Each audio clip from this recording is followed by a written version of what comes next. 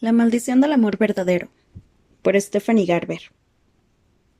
Capítulo 35. Apolo.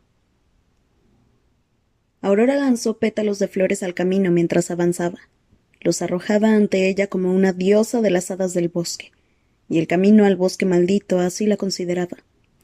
Siempre llovía en los senderos que conducían al bosque maldito, excepto en aquellos por los que transitaba Aurora Valor.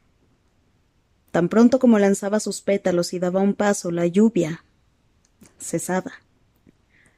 Lo único que Apolo sentía al seguirla por el camino pavimentado con zapatos y bordeado de carruajes volcados, algunos de ellos, todavía con las ruedas girando, era una brisa sutil. «No me has dicho cuánto me costará esto», le dijo Apolo. «¿O a dónde vamos?» «Te estoy llevando al árbol de las ánimas». «Tu padre es muy testarudo», lo interrumpió Aurora. «Él sabe muchas cosas, pero no lo sabe todo». Algo se retorció en el interior de Apolo. Era una sensación que le decía que o el cordero que había comido antes estaba en mal estado, o aquella era una muy mala idea. Sabía que no debía confiar en Aurora. No era ni la mitad de dulce de lo que parecía, sacando pétalos de flores de su capa plateada y lanzándolos en su camino. Sin embargo, ¿cómo iba a rechazar aquello? Se trataba de su oportunidad para ser inmortal. «Solo te pido una cosita a cambio», le dijo Aurora en voz tan suave que casi no la oyó. Apolo se tensó de inmediato. «¿Qué quieres?» La chica se giró despacio para mirarlo y por una vez no hubo nada dulce en su expresión. Bajo la luz de la luna parecía lobuna, y sus dientes blancos destellaron cuando habló. «Quiero que abandones esa idea absurda de matar a Jax. Después de esta noche, limpiará su nombre y ya no será buscado ni perseguido. No puedo hacer eso. Entonces yo no podré llevarte hasta el árbol de las ánimas». Aurora dejó de caminar cuando el sendero terminó y llegaron al brumoso intermedio que conducía al bosque maldito. «O eliges la inmortalidad, o eliges perseguir a Jax, a quien realmente dudo que alguna vez consigas matar. No mientras seas humano. Has enviado a todo un reino en su búsqueda, ¿y qué has conseguido? Quizá cuando seas inmortal tengas una oportunidad de enfrentarte a él, pero yo no quiero que aproveches esa oportunidad. Y esa es la razón por la que ahora me jurarás por tu vida que jamás dañarás a Jax». Apolo tensó los hombros. «¿Por qué quieres salvar a Jax? Eso no es asunto tuyo. Lo es si me pides que no lo mate». Apolo la fulminó con la mirada. «¿A ti también te ha hechizado?» Aurora se enfadó. «A mí no me hechiza nadie. Soy una Valor». Lo miró con toda la altanería de una princesa. Y era por aquello exactamente por lo que a Apolo nunca le había gustado las princesas. Como Aurora a menudo eran muy bonitas por fuera, pero muchas de ellas estaban podridas por dentro. «Si te preocupa que Jax recupere a Evangeline o que te le arrebate, no tienes nada de qué temer», le aseguró. «Ya me he ocupado de ello». «¿Cómo?» «No te preocupes por eso. Yo tengo mis secretos, como lo seguirá siendo nuestra asociación. ¿Y ahora qué vas a hacer, príncipe?» Apolo sabía que no podía rechazar aquello. Su padre siempre. Que fuera más, y no había nada que superara ser inmortal. Suponía que podía seguir discutiendo con Aurora sobre Jax, pero dudaba que ganara. A pesar de lo que Aurora había dicho, estaba claro que Jax la había hechizado, al igual que había embrujado a Evangeline. «Cuando me lleves hasta el árbol te lo juraré con mi sangre, pero no antes».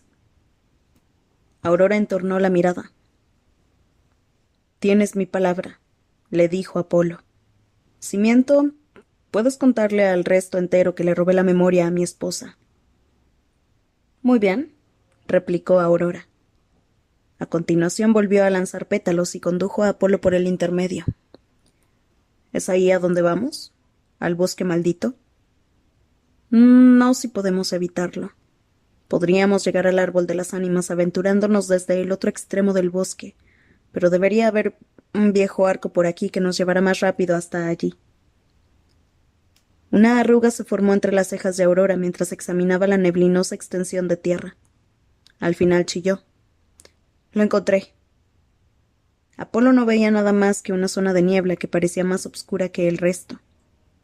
Entonces Aurora lanzó más de sus pétalos. Esta vez los tiró al aire, y cuando golpearon la bruma se aferraron a ella. Los pétalos formaron brevemente la silueta de un arco, y después parecieron fundirse y extenderse hasta que el arco no fue solo una silueta, sino una estructura real de resplandeciente mármol blanco. Durante su infancia, Apolo no había oído historias sobre los arcos escondidos en el norte, pero aquella era la primera vez que veía uno de ellos. Estuvo a punto de preguntarle a Aurora cómo sabía que estaba allí, pero entonces recordó que habían sido los Valor quienes habían construido los arcos. Como era el monarca que gobernaba el norte, Apolo tenía un par de arcos propios. Había usado uno para sorprender a los invitados que asistieron a la Nocte Eterna. El otro protegía a un árbol fénix muy antiguo. Este se parecía un poco a aquel arco, en realidad, ya que ambos estaban cubiertos de curiosos símbolos mágicos. Aurora se mordió el labio mientras miraba los símbolos. Después se clavó una uña en la palma hasta que sangró y manchó el lateral del arco con la sangre. «Buen arco. Ábrete y déjanos llegar al árbol de las ánimas, por favor», dijo. Un segundo después apareció una puerta, del mismo blanco resplandeciente que el arco. Conducía a lo que parecía un túnel, aunque estaba demasiado oscuro para ver bien. Aurora se sacó una cerilla del interior de la capa y la frotó contra el muro antes de dejarla caer al suelo. Tan pronto como cayó, una hilera de fuego se extendió por la pared en una franja ardiente. Repitió el proceso con el otro lado hasta que la caverna quedó tan brillantemente iluminada como el día por dos líneas de fuego. La joven Valor entró con elegancia, tarareando mientras avanzaba entre las hileras de llamas. El aire estaba caliente y se volvió aún más cálido a medida que avanzaban, hasta que el túnel se amplió y convirtió en una enorme caverna de resplandeciente granito blanco, rodeada por el mismo fuego del túnel. Apolo no podía ver el cielo, aunque la caverna debía estar abierta porque un perfecto rayo de luz de luna iluminaba el árbol más colosal que había visto nunca. Aunque árbol no parecía la palabra correcta, se suponía que los árboles no tenían pulso. El tronco rojo como la sangre de aquel árbol parecía estar latiendo, palpitando. Cuando se acercó, Apolo habría jurado que podía oírlo. ¿Y eran rostros humanos los que había tallados en la corteza? Le pareció ver ojos aterrados y bocas torcidas congeladas en la madera, como si hubiera gente atrapada en el interior del árbol. Pero era un poco difícil estar seguro de que no fuera un truco de la titilante luz del fuego. El árbol de las ánimas estaba salpicado de afiladas y lustrosas hojas rojas y llenos de rama del mismo color sangre del tronco. Algunas de las indómitas ramas reptaban hacia el cielo, mientras que otras crecían hacia afuera y hacia abajo sobre el terreno. Cuando Apolo leyó por primera vez sobre aquel árbol en el pergamino de Lord Slaughterwood, creyó que sería similar a su árbol fénix, algo encantador y mágico. Se había imaginado un lugar perfecto para posar para un retrato, aunque él ya no hacía ese tipo de cosas. «Es horrible», murmuró. Aurora le echó una mirada de reprimenda. «Ten cuidado con lo que dices». «Es solo un árbol», dijo Apolo, pero entonces volvió a oír su corazón. Estaba latiendo más rápido, ávido, hambriento, haciendo que recordara la advertencia de Wulfric. Fui un idiota al plantarlo para empezar. El árbol de las ánimas es maligno. Desde luego a él no lo hacía sentirse bien. «No me digas que estás asustado», le reprochó a Aurora burlona. Pero Apolo se dio cuenta de que aunque se había acercado al árbol, la chica no se atrevía a tocarlo.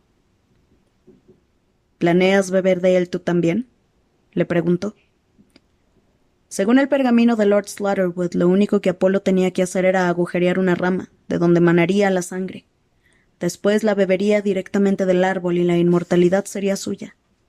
Ya no enfermaría ni envejecería, se mantendría joven, fuerte y sano para siempre. Aún podía morir, si alguien intentaba matarlo, pero no fallecería por causas naturales y, según el pergamino, la misma magia que lo mantendría joven también dificultaría que lo mataran. Le habría parecido demasiado fácil, pero el pergamino también decía que hacer crecer uno de esos árboles no era una tarea sencilla. Después de que Wulfric Valor recibiera la muy inusual semilla para plantar aquel árbol, tuvo que alimentarla con su sangre, cada mañana y cada noche durante un año entero. Si se olvidaba de alimentarlo una vez, el árbol se marchitaría y moriría. «Voy a esperar unos años más», le dijo a Aurora. «Ya es bastante duro ser mujer. No deseo ser una mujer joven para siempre».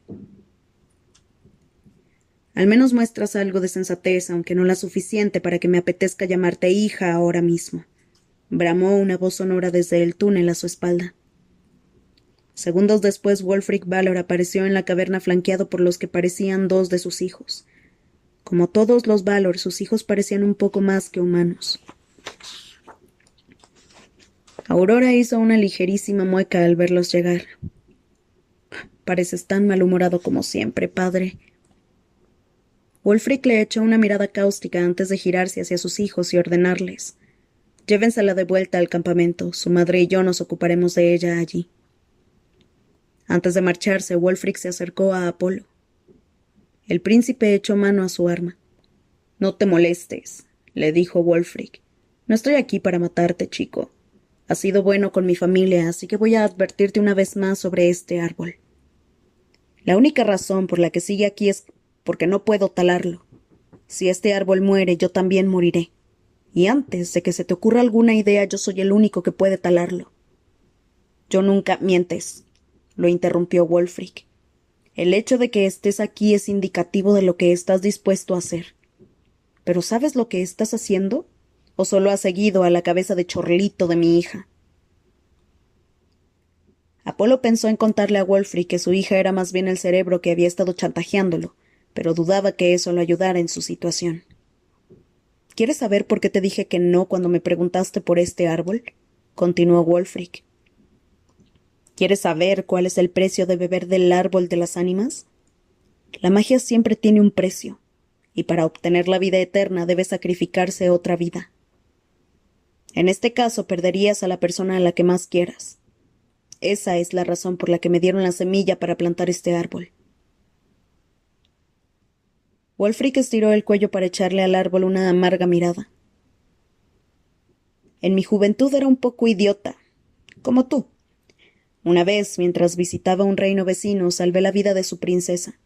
Se llamaba Serenity. Era guapa y yo fui un poco más amistoso de lo que debería haber sido. Antes de marcharme del reino, Serenity me entregó la semilla para plantar este árbol.